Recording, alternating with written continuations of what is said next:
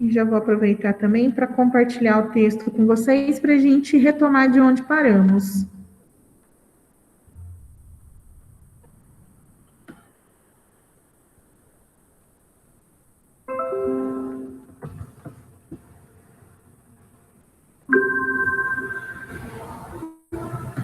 Bom, na semana passada, pessoal, a gente discutiu o que é hegemonia na semana passada, na aula passada.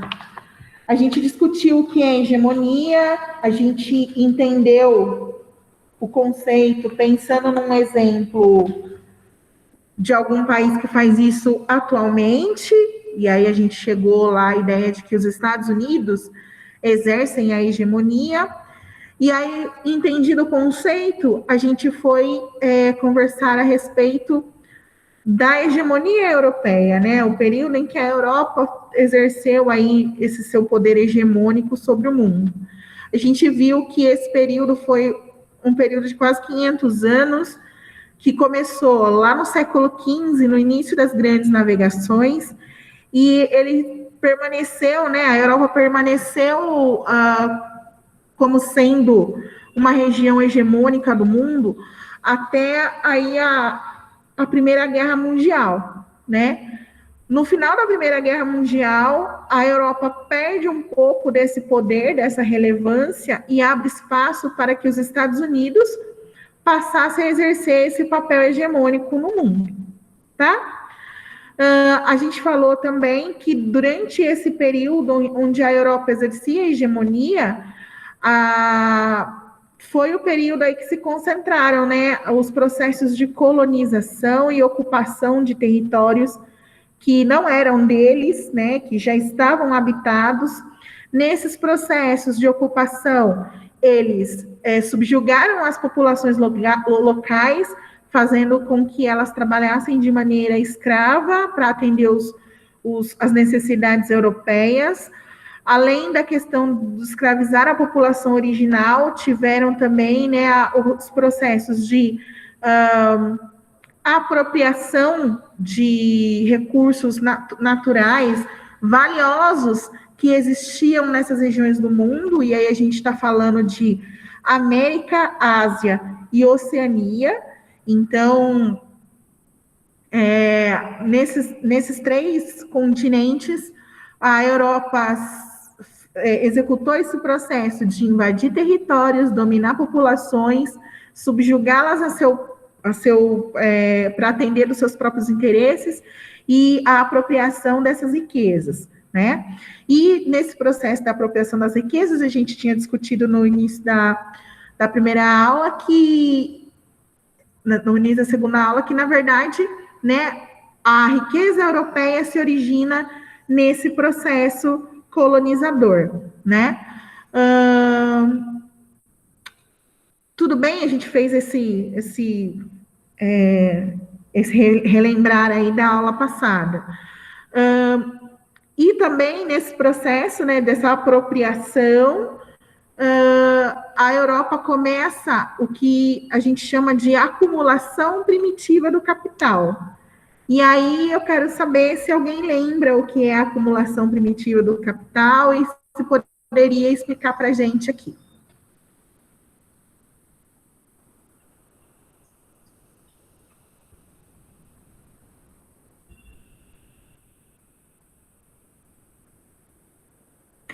Professora, ou me ajudem numa coisa. Será que eu expliquei a acumulação primitiva do capital na aula passada? posso falar, professora? Pode, Fernando. Quando se começa a ter produção, venda, começa a movimentar a economia, começa a se armazenar o capital mesmo.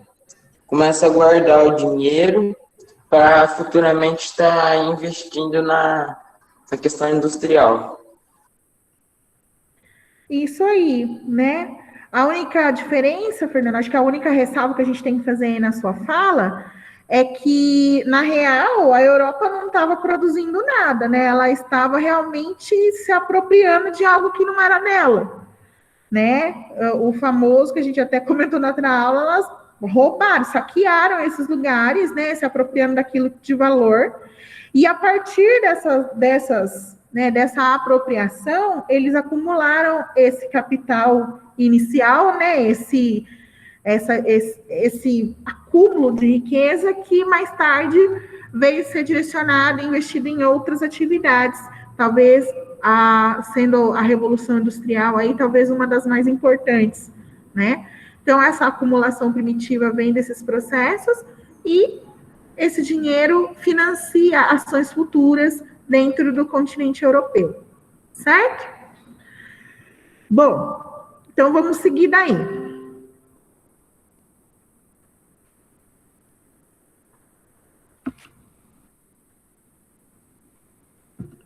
Então, no século XIX, os países da Europa, né, se lançaram sobre a África e sobre a Ásia e foram substituindo as feitorias, né, pela apropriação dos territórios e a implementação dos impérios coloniais. Então, é a ideia mesmo de chegar, né, assim como foi nos processos dos descobrimentos. Só que ao invés de fazer, né, como eles já tinham feito na América, eles adentraram outros continentes para fazer isso. E aí, os povos africanos e os povos asiáticos, eles tentaram resistir a essa investida europeia. Porém, naquele momento, existia uma superioridade técnica da Europa. E aí ficava muito difícil para os povos africanos e asiáticos resistirem. Aí o texto ainda traz para a gente ainda, principalmente do ponto de vista dos armamentos. Então, imaginem só, os europeus estão chegando lá nesses territórios, sei lá, com um canhão. E as pessoas que estão lá estão armadas, sei lá, com arco e flecha. Obviamente, né, que essa disputa ia ser uma disputa desigual, e justamente, né, pela população europeia ter essa vantagem aí armamentista, isso ajuda nesse processo de dominação de outros povos, né, através da apropriação dos seus territórios. Professora. Oi. Como uma outra professora disse para nós, todo mundo lá pelado tomando banho de cachoeira, e aí chega os portugueses com armamento pesado, e aí fica totalmente desproporcional, né? Então esse processo similar do que aconteceu aqui, né, no processo do descobrimento do Brasil, aconteceu também com os territórios apropriados na África e na Ásia. Fica difícil, é desigual, né? E aí, sendo desigual, entre morrer e aceitar ser subjugado, talvez, num primeiro momento, né, se sujeitar à vontade dos europeus fosse uma ideia mais interessante do que a própria morte, né? Então, essa desigualdade tecnológica, né, porque não deixa de ser, né, tecnologias que até então esses povos não conheciam, facilitaram esse processo europeu, né? Deixou fácil para os europeus tomar conta desses territórios e se apropriar desses povos. Tudo bem? Tá bom. Beleza. Então, assim, eu já falei para vocês, estão em débito em relação à qualidade dos mapas, mas dá para a gente ter pelo menos uma noção, né? Então, aqui, pessoal, onde eu estou passando o cursor é a Europa, né? Esse pedacinho. Tudo isso aqui que vocês estão vendo, todo esse monte de pontinho de nome, tudo isso era domínio europeu. Então, praticamente, eles estavam, né, eles tinham domínio praticamente sobre quase todas as terras do planeta, né, e podiam se aproveitar dos recursos que essas terras ofereciam. Pensando na questão de escravizar os povos nativos, a gente sabe muito bem o que foi feito com populações de países africanos, né? Eles trataram as pessoas como mercadorias, vendendo essas pessoas para exercer trabalho escravo em diversas partes do mundo. Então, o tráfico negreiro foi também uma fonte de renda para o continente europeu durante esse período. É absurdo a gente pensar, né, que vender pessoas era uma coisa aceitável, mas naquele momento é um comércio que era muito rentável para o continente europeu. Era um Então, padrão, além né? de... Oi? Era um padrão, né? Sim, era um padrão. Então, assim, era, digamos assim, era um normal daquele período. É um absurdo, mas era o normal, vamos dizer assim, né? Nossa. Luan, você levantou a mão, você quer falar? Fica à vontade. É, eles vendiam os escravos porque eles se achavam superiores, né? Porque eles não tinham as mesmas condições que eles, que os europeus. Sim, Luan, e a gente vai chegar nessa ideia da superioridade, porque isso também tem um termo, né? É um conceito. E justamente por eles acreditarem nessa superioridade, é que o horror da escravidão aconteceu, e todo esse processo de subjugar os outros, né? Então, tudo isso aconteceu porque eles tinham certeza absoluta que eles eram melhores que o restante do mundo, né? Aí, assim, é muita autoconfiança, né? De achar que eles são o floquinho de neve e o restante do mundo tá ali mesmo para servir às vontades do povo europeu. Hoje a gente consegue enxergar e entender isso com clareza, né? Mas no momento que isso aconteceu, nesses 500 anos onde rolou isso, eles tinham certeza absoluta que eles estavam com a razão. É um negócio muito... De novo, a gente olhando hoje para a história, a gente entende o quão absurdo era isso, né? Bom, vamos seguir aqui.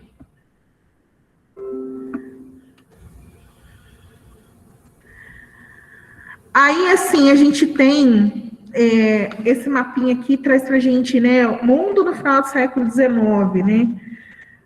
Mas ele não, como eu disse, está horrível. Mas a gente pode observar, que é muito importante a gente observar, na real, o continente africano. Olha como está dividido, né? E cada país da Europa tem um pedaço da África, né? Então, tem a região da Somália, essa mais o norte do continente, que estavam sob o domínio da Itália. Olha, um super pedaço que estava sob o domínio da França, e mais a ilha de Madagascar, também era da França. Tem um pedaço do território que estava sob domínio alemão, sob o domínio do Reino Unido. Então, assim, parece que eles pegaram um bolo e dividiram, ó, esse pedaço é seu, esse pedaço é meu, e vamos seguir, normal, tipo, ignorando que existiam pessoas ali e que já existiam coisas pré-estabelecidas naquele território. Tiago, pode falar. Ô, professora, mas cadê o Brasil aí? Nessa época eles não tinham descobrido o Brasil ainda? Já tinha, sim, final do século XIX, já tinha descoberto o Brasil. Tá ruim de ver, porque realmente o mapa não está com uma qualidade boa. Mas a gente também tem que levar em consideração que no final do século XIX, o Brasil já estava passando por um processo de independência, né?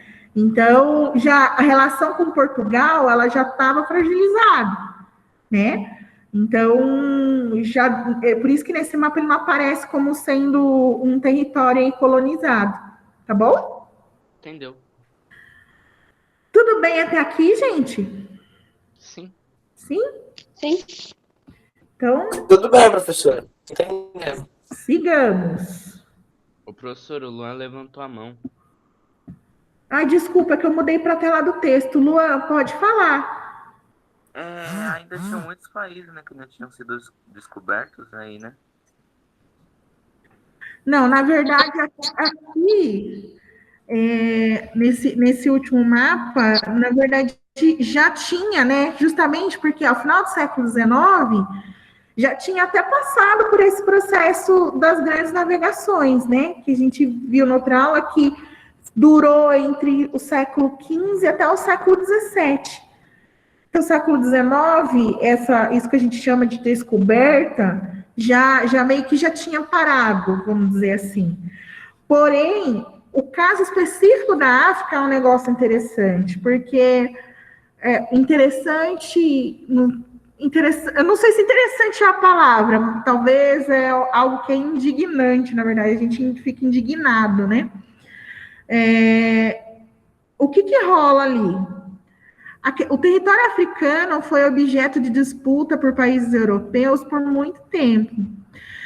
Ali a gente estava vendo os pedacinhos que estavam na mão de alguns países. Para vocês terem uma ideia, depois da Segunda Guerra ainda teve partilha de território africano, galera. Então, no século XX, eles estavam dividindo os territórios. Se vocês, a gente vai ter a oportunidade de olhar, né, o mapa do continente africano nas próximas aulas, mas acredito que todo mundo já tenha observado, vocês podem ver que existem fronteiras dentro do território africano que são linhas retas. E sabe por que são linhas retas? Porque essa galera pegou o mapa da África e pegou uma régua e separou. Esse pedaço é meu, esse pedaço é seu.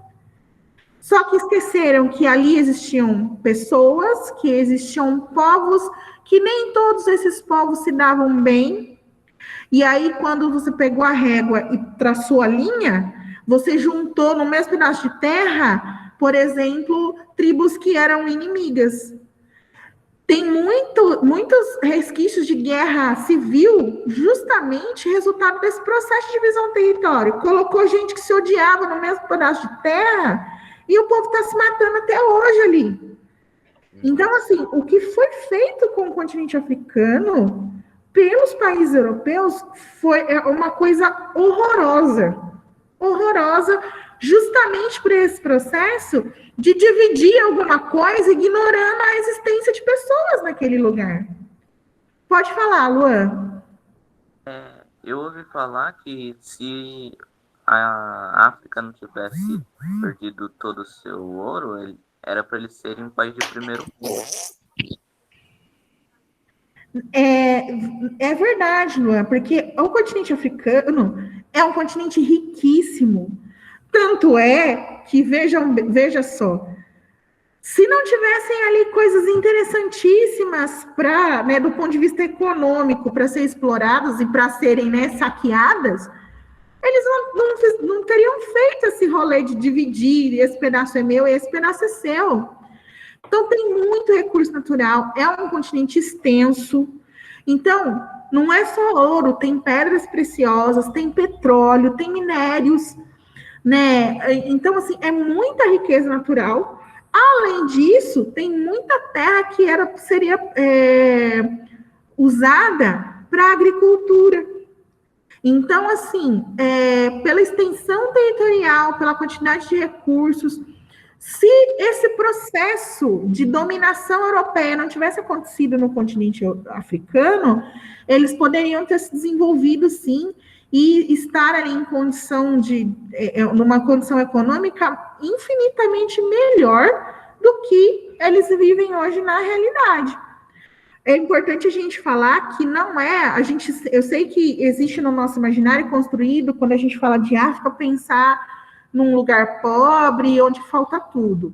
É muito importante que vocês entendam que isso não é no continente inteiro, tá? Existem países da África onde eles conseguiram, né, estão conseguindo levar a vida sem essa situação tão extrema. Mas tem países onde, né, a expectativa de vida de uma pessoa é 38 anos. Então, assim, a pessoa nasce, a esperança de tempo de vida dela é 38 anos na média. É surreal a gente pensar isso, né? Por conta de todos os outros fatores que dão a característica para esse território. Certo? Tudo bem até aqui? Sim. Sim? Sim. Então, vamos lá. Ô, professora, mas uma pergunta que eu esqueci de falar para a senhora.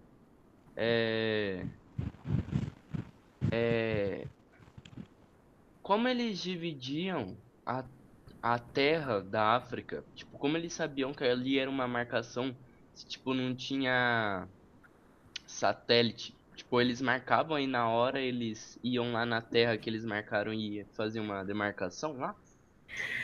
Então, Thiago, a gente está acostumado, né? Porque nos dias de hoje a gente tem esse recurso, né, dos satélites. Mas os mapas, né, a cartografia, ela é uma ciência antiga, né? E o processo das grandes navegações foi um processo que contribuiu para a elaboração dos mapas. Então, assim, quando eles chegavam num território que era desconhecido para eles, uma das coisas que eles tinham que fazer era explorar o território justamente para poder mapear. Então, não tinha satélite, mas eles tinham pessoas que faziam esse trabalho, né? Por exemplo, de primeiro entender a forma do território. Então, os contornos do litoral, existiam expedições para poder mapear e enxergar aquilo para poder elaborar um mapa. É claro que, com o passar do tempo e com o conhecimento acerca da produção de mapas sendo divulgado, sendo difundido, essas técnicas foram sendo aprimoradas. Mas a ciência cartográfica se desenvolveu muito durante o período das grandes navegações. Tá bom? Então, fazia mapa assim, tinha que ir no lugar, ver como era, para depois fazer o desenho do mapa. Ah, tá. Ok? Ok, entendi. Beleza. Vamos lá. Bom, depois a gente dá essa olhada de que praticamente, né, a Europa tinha essa influência por quase todo mundo, né? A gente vai dar sequência aqui, né? Vê-se que a influência europeia no mundo foi grande nos períodos históricos representados do século XVI até o século XIX. E continuou pelo século XX, pois a descolonização africana e asiática ocorreu somente na segunda metade do século XX, com exceção da Índia, que foi em 1947. Então, vejam só, esse processo de apropriação dos territórios, assim como aconteceu na América, os países foram passando por processos de independência. Porém, no continente africano e no continente europeu, no continente asiático, esses processos de independência, eles foram começar a acontecer na segunda metade do século XX, então de 1950 para cá. Antes disso, não, com exceção da Índia, né? A Índia, ela passou pelo processo de independência em 1947. A influência europeia também se estendeu pelo mundo por meio de instituições, leis, religiões, formas e sistemas de governo, línguas, artes, filosofia, ciências, tecnologias. A Europa ditava a moda na maneira de se vestir e no modo de pensar. E na educação formal. E a língua francesa era falada entre as classes sociais mais abastadas em diferentes países do mundo. Vocês sabem o que quer dizer classe social abastada? É uma classe social alta? Isso, uma classe social, né, de grande poder aquisitivo, gente que tem dinheiro. Então, dentro dessas influências todas que a Europa exercia sobre o mundo, uma influência que fazia os olhinhos dessa classe social abastada brilhar era a questão de mandar os seus filhos para estudar na Europa. Então, famílias ricas mandavam seus filhos para a Europa para estudar. Falar francês era um status de riqueza, não era qualquer um que falava francês. Para vocês terem uma ideia, um exemplo de uma realidade próxima aqui do Brasil. Durante o período cafeeiro, quando o Brasil plantava café e vendia café para o mundo todo, vocês já estudaram isso em história no outro momento, e durante esse período cafeeiro, né, onde o poder o poder econômico e depois o político também, por consequência, estava na mão dos barões do café, que se concentravam em sua essência no estado de São Paulo e no estado de Minas Gerais, Os filhos desses barões do café eram enviados para a Europa para estudar. Muitos voltavam formados em direito, então despachavam os filhos para a Europa, eles faziam faculdade de direito lá e voltavam advogados formados. Isso era um sinal de que aquela família tinha muito dinheiro, né? Poder proporcionar isso para o filho era um sinal de status. Então, usar a educação formal como instrumento de dominação também, tá certo? Então, eu dei o exemplo aqui do que aconteceu com famílias do Brasil, mas isso se deu em vários lugares do mundo. Tá bom? Sim. Entendeu? Bom,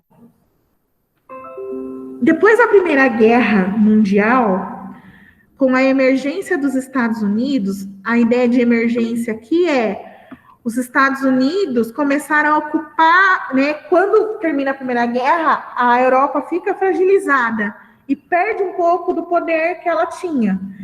Com essa fragilidade da Europa, os Estados Unidos acabam tomando conta desse lugar que a Europa ocupava. Então, esse processo de trocar quem exercia a hegemonia, né? Aos pouquinhos a Europa vai perdendo esse espaço para os Estados Unidos, porque os Estados Unidos estavam surgindo como potência industrial naquele momento, então as indústrias dos Estados Unidos estavam crescendo e abastecendo diversos lugares do mundo. Ele foi roubando esse espacinho da Europa. Mas isso não quer dizer, pessoal, que a Europa deixou de ser importante, muito menos deixou de ser influência para outros lugares, né? E aí, apesar de ter perdido esse espaço para os Estados Unidos, a Europa é muito importante nos campos da política, do ponto de vista econômico, todo mundo quer ter relação econômica com o país europeu.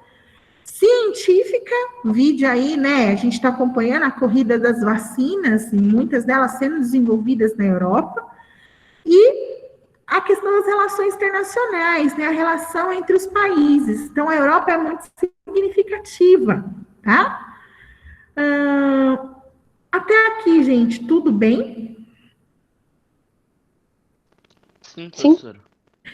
Alguém tem alguma pergunta do que foi explicado até então? Tá tranquilo? Não, professora, tudo certo.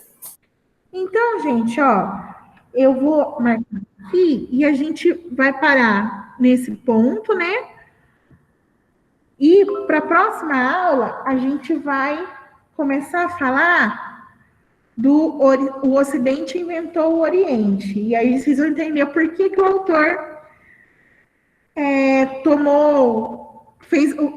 escolheu essa palavra do inventar para falar disso, né? De fazer a relação da hegemonia europeia com a construção de Oriente e Ocidente que a gente conhece hoje. Tá? Bom, eu vou interromper a gravação e a apresentação. Eu acho que vocês